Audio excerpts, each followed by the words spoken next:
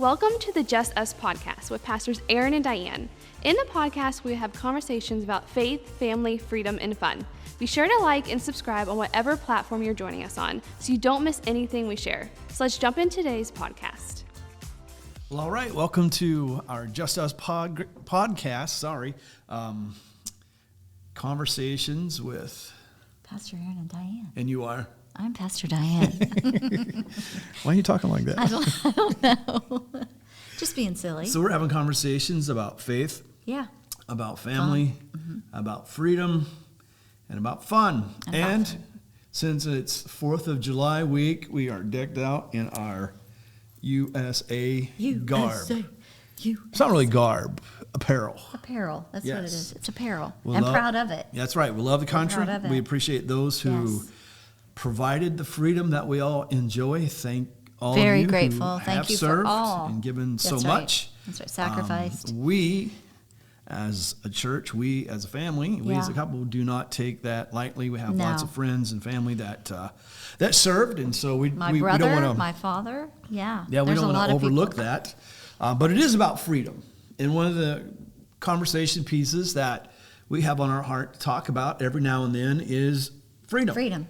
Yes. And so we thought we'd talk a little bit about freedom today. And I love what the book of Galatians says. Chapter 5, verse 1 says, "It is for freedom that Christ has set you free." That's right. Then it tells us we need to stand firm in that freedom so we don't slip back in any type of bondage. A yoke of slavery, some translations say. Yeah. And so freedom is a big deal. But the thing about freedom, in a natural sense, freedom was won for us. Mm-hmm. It has to be defended. And it has to be appropriated. It has to be expanded. Right. And we also believe and know that Christ won our freedom. So we have to keep defending it, and we have to keep appropriating it or expanding it in our lives. That's right. So we don't slip back into into freedom was things. never free, even though the essence of the word freedom means it's a condition of being liberated from confinement. But somebody paid a cost so that we could have our freedom.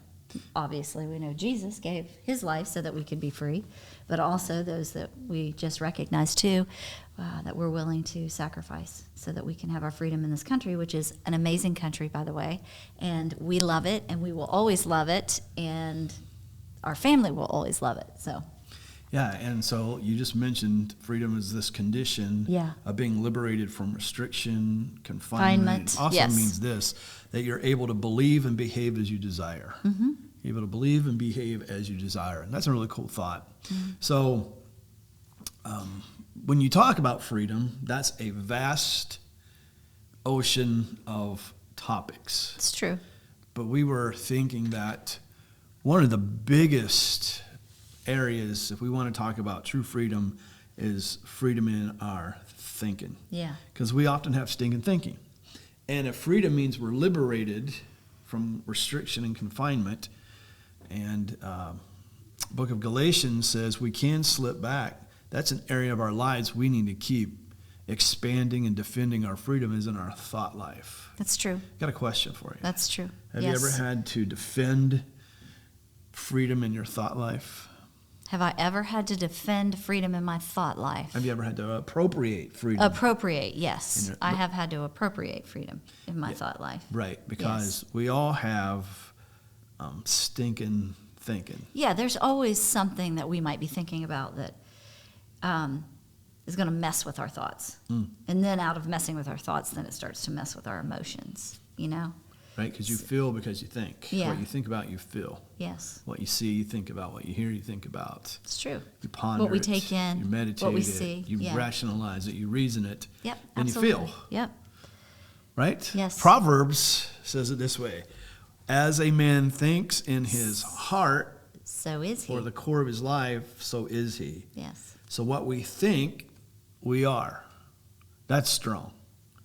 It is strong. That's because really we can be good. thinking the wrong way, mm-hmm. which actually makes me think that a lot of times we do think the wrong way, and we're not even thinking along the thoughts of what Christ has for us, because we are actually thinking things of our own thoughts, of our own words, or words that might have been spoken over us, which are contrary to what the Word says about us, because the Word says that, you know, we're more than conquerors. that we're victorious in all things. So I think we have to get our thinking right, and that takes a change so that we are thinking the right thoughts, like you said, and we don't have that stinking thinking.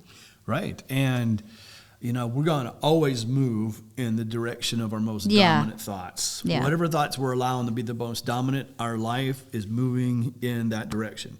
So our thoughts, it's like a train on the tracks.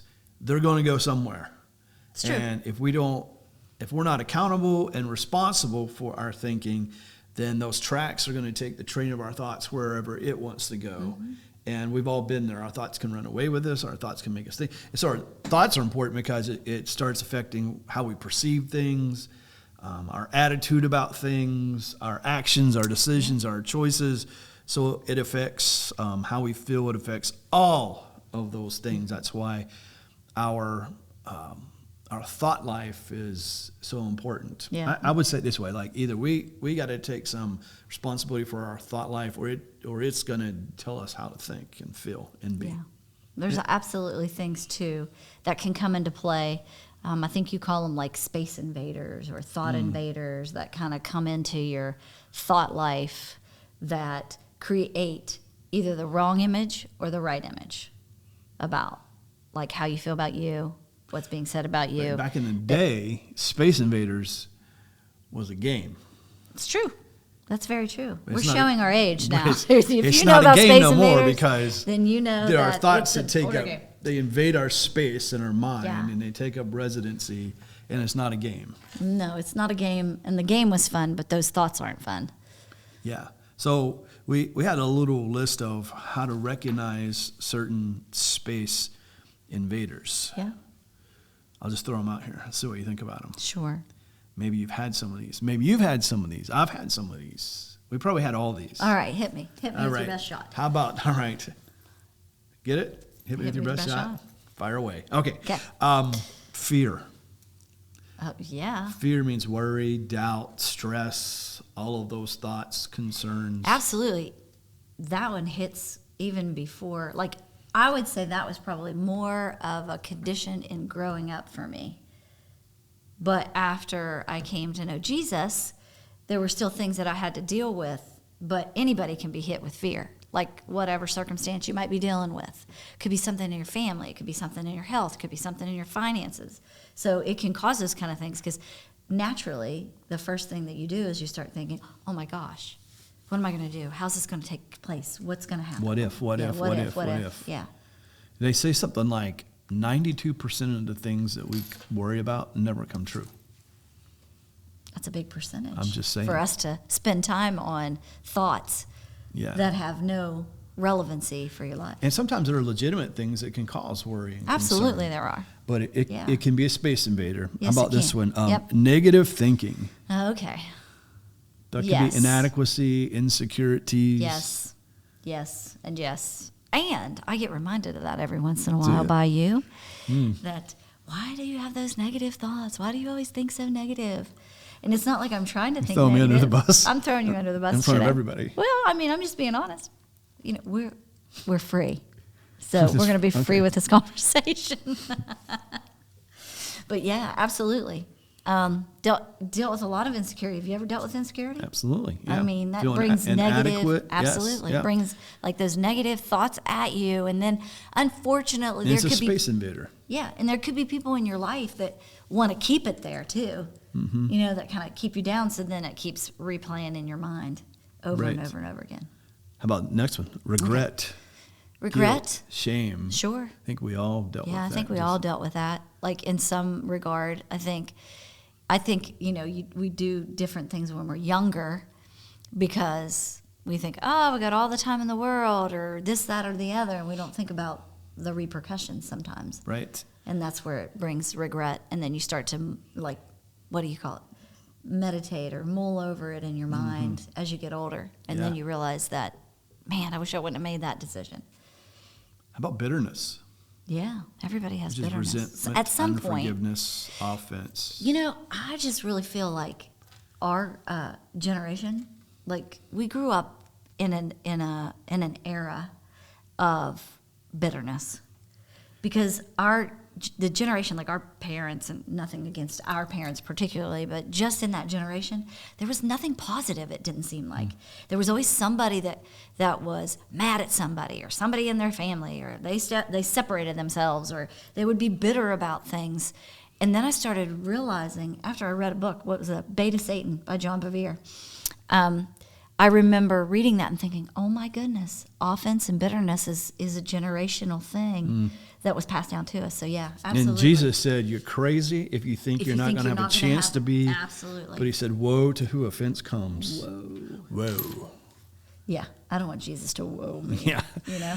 And this last one, I think, speaks for itself, just selfishness, which is pride, anger. So what we're saying is these are space invaders. Yeah. These are things that rob us of the freedom that Christ died for us to have. They rob us of those when we allow those to have space and invade because our mind. it holds us back in bondage. Absolutely. So, well, I mean, you just read that in Galatians. Yeah, we did. You were here. I was here. So I thought this would be a good way to transition this here, and actually be part 2 of this next time. But just sometimes we got to recognize the space invaders, but it's also really important to recognize, like, where did they come from? Yeah. Where did where they originated? Where did these thoughts come from? And there are a few places they come from. Some thoughts we just inherit. We inherit thought processes. We inherit thought patterns. That's true. They're just things that are passed down. You said a moment ago, maybe your family, like some of ours, just were offended. I mean, I loved my grandma, but my goodness, there was something wrong with everything. She was very critical. You ever wonder, like, why that was? Like, it seemed like there was no satisfaction in their life.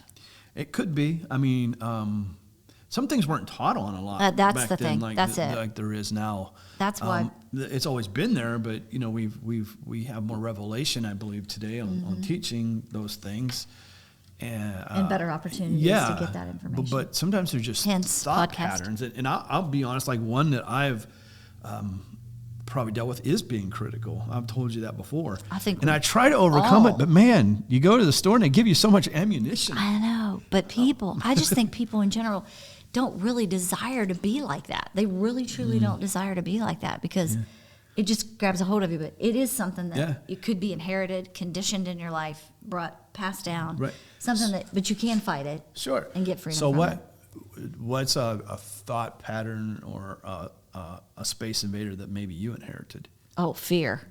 Absolutely. Yeah. My mom was extremely fearful. Like, she was an only child, and I always remember this, and this is why. I would never leave the house without her saying, did you unplug your curling iron? Did you turn everything off? Because we don't want the house to catch fire. And it's not funny, but it is. But I just remember getting so frustrated. You know how many times I had to get out of the car, run back upstairs into our bathroom to check the curling irons. I know. And I fight it, but I also try to be aware. But I knew why she was so fearful. There was something that happened to her. When she was a little kid, her Christmas tree caught on fire.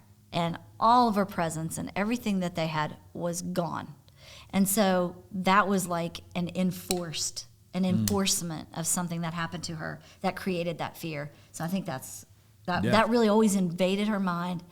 And sadly, she never knew or had the opportunity to know how to overcome that fear, like with the word, or even, I mean, there were times, how many times that we had challenges, like we tried to encourage her with the word. We'd give her a book. We would let her listen to your messages and things like that. But it also is a decision that we have to make so that we don't allow those space invaders to stay. And when we don't make that decision, that's when they can begin to grow and create even greater problems.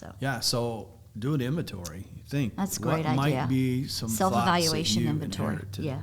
Here's another place they come from, or the influences. You know, like we're conditioned to have certain thoughts by the homes we grew up in, by the school systems, the culture culture that we're in, by the media. So it all has an influence on us, and we're conditioned to think certain. That's why the last couple of years, words like disinformation, misinformation, through the whole COVID thing. Now, you know, we got through all that. I mean, the church knew some of that was crazy, but now we're finding out that they lied. And so if you're lied to, you believe that lie and you base behavior and thoughts and decisions. So we have a whole culture of young adults right now that are believing ridiculous things, protesting ridiculous things, acting ridiculously in college campuses, but they've been conditioned to think that way. Well, it just created, like we said, the bondage so that they don't have freedom to know what the truth is. Right. Honestly. Right.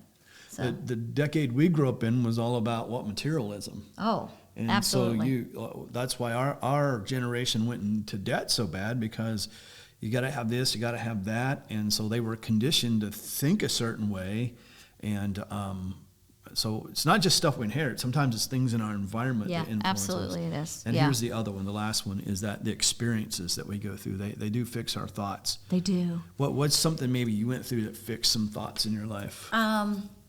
Okay, when my mom and dad divorced, it fixed some thoughts of not having a solid, stable family. It fixed some thoughts of divisional things. It fixed some thoughts of abandonment and rejection. And I mean, obviously, sadly, there's a list, and I think there's probably several of you out there that have went through the same kind of things. Like, and just not even really having that assurance, like when your family falls apart, you think at the time, because of all the chaos and the things that are happening, that there's peace. But then years later, the scars start to remind you, and the residue starts to remind you of that was never the plan that God had, was for your family to be divided. And really, honestly, in my case, I can only speak for my case, is the fact that there was a lot of selfishness in that.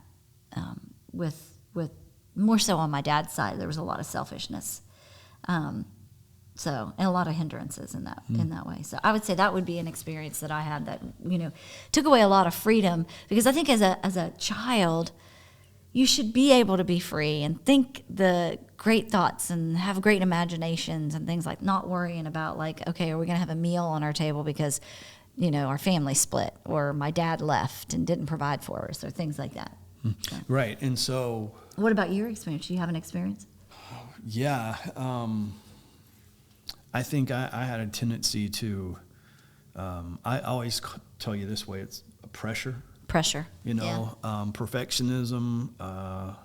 Always doing the right thing. Just the pressure, do the right thing, do it, and nothing wrong with excellence and all that, but sometimes there's a difference between that and an unhealthy way of doing things, and That's so true.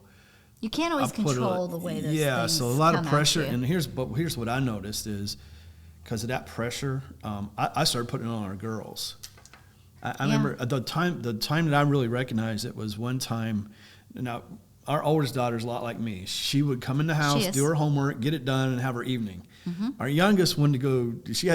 She'd be more like me. I had to have a downtime. She had a downtime and started take a break, but she would walk in the door and say, "What's your homework? What do you got to do? You need to get on." I remember that. Why? Because because that was the way your thought. System was. That was the way that you were conditioned, or that was the influence or the experience that you had. That it worked for you, but her and I have different thought patterns. Yeah.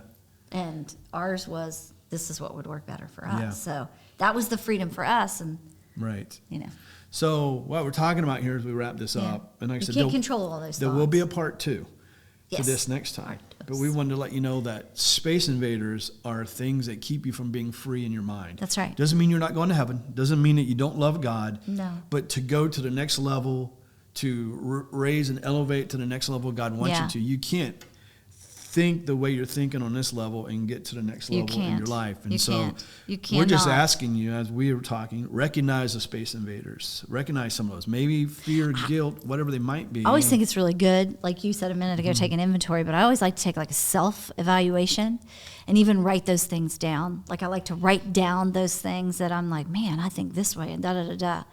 And then actually put the scripture to it so that it conquers it, because it is a fight. Yeah. But it's a fight that we can win if we're willing to take the time to do it. But it starts with recognizing them. Oh, you have to recognize. And we'll give them a little bit more do the of inventory. How to fix them next time. Yeah, but we'll give you a little how to. Right, but where did they come from? Like what thought? Yeah. Just because you grew up and inherited thoughts doesn't mean they're right. Mm-hmm. Just because you were influenced with certain thoughts doesn't mean they're accurate. No. And just because you went through some experiences doesn't mean because we got to quit blaming the things that have happened to us. That's right. We've got to take responsibility and ask God for help. Yeah. And get rid of the residue. It's always a residue. Yeah.